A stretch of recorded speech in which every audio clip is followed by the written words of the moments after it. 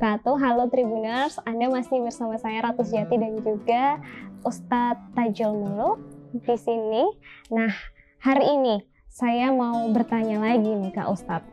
Ustadz, jadi gini, ini tuh pertanyaan-pertanyaan yang sebenarnya pertanyaan simpel, tapi cukup bikin kita berpikir gitu. Untuk berbohong ketika kita sedang berpuasa, itu membatalkan puasa nggak sih Ustadz? Ya, baik. Ini pertanyaan yang sangat bagus ya.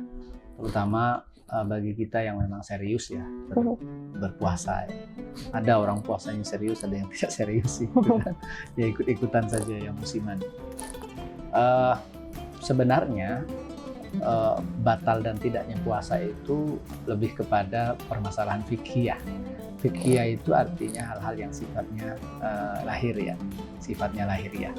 Jadi berpuasa itu yang membatalkannya adalah misalnya tadi itu misalnya makan, minum, baik itu sedikit ataupun banyak, kemudian memuntahkan sesuatu dengan sengaja, berhubungan badan suami istri, itu yang jelas membatalkan puasa.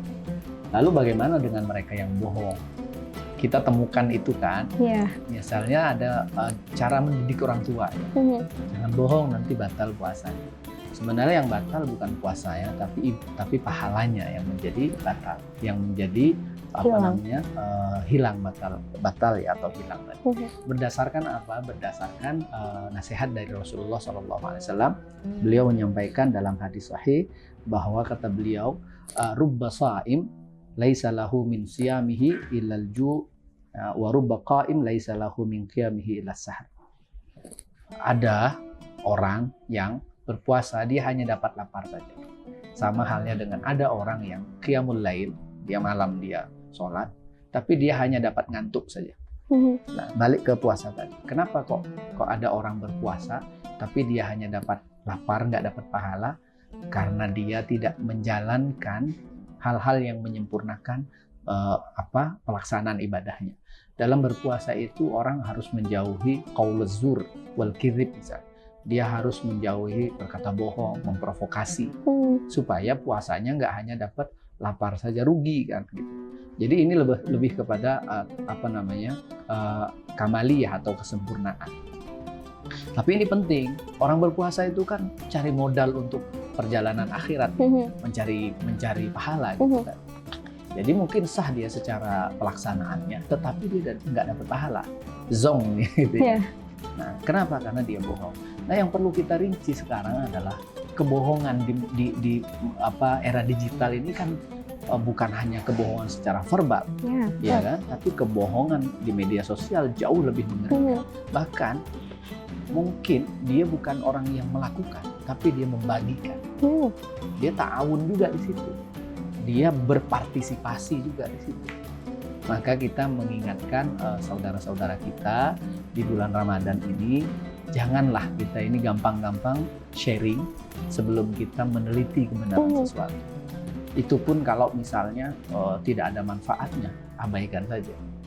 Mungkin nampaknya ada manfaatnya, tapi ternyata itu bohong. Contoh, broadcast tentang kesehatan, ya kan? Sering kita mendapatkan itu, tetapi kadang-kadang tidak ada waktu untuk menjeda diri kita, mengklarifikasi benar enggak, memvalidasi benar enggak, sehingga kemudian bisa jadi ketika sampai kepada orang yang sedang butuh ya pencerahan kesehatan, dia lakukan ternyata malah justru memperburuk kesehatan.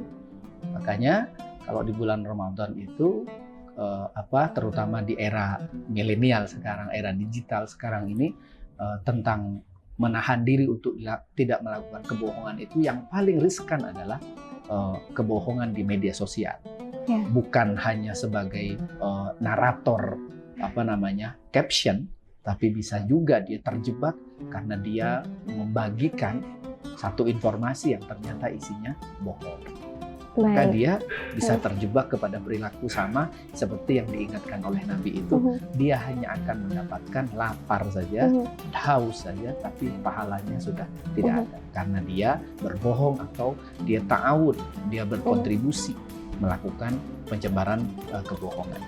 Baik, Nah, jadi gitu Tribuners, ketika kita berbohong saat berpuasa itu akan menghilangkan pahala kita. Jadi kita hanya mendapatkan lapar dan haus saja. Termasuk nih, terutama anak-anak milenial zaman sekarang yang sangat dekat dengan sosial media. Dan saya rasa nggak cuma anak milenial aja ya Ustadz sekarang, bahkan yang sudah dewasa, sudah menjadi seorang ayah, seorang ibu, bahkan menjadi nenek atau kakek pun juga sangat dekat dengan sosial media. Dan biasanya broadcast-broadcastan yang kita belum tahu kebenarannya itu sering disebar di grup-grup, termasuk grup keluarga juga gitu. Nah, itu ternyata juga termasuk dalam kebohongan itu sendiri, meskipun tidak langsung melalui lisan. Mungkin yang perlu ditranslate ya kata bohong itu kalau dalam konteks media sosial apa itu hoax. Ya. Hoax, berita bohong. Supaya karena kadang-kadang orang ghibah sekarang bertransformasi namanya menjadi kritik misalnya. Begitu juga bohong bertransformasi menjadi hoax. Gitu kan. Nah, jangan dikira hoax itu tidak berdosa karena hoax itu pada dasarnya adalah kizib atau bohong. Jadi sebelum menyebarkan sesuatu harus dicek terlebih dahulu, diklarifikasi dulu kebenarannya seperti apa. Ya. Begitu Tribuners, kita ketemu lagi di Tanya Ustadz episode selanjutnya. Assalamualaikum warahmatullahi wabarakatuh. Terima kasih sudah nonton. Jangan lupa like, subscribe, dan share ya.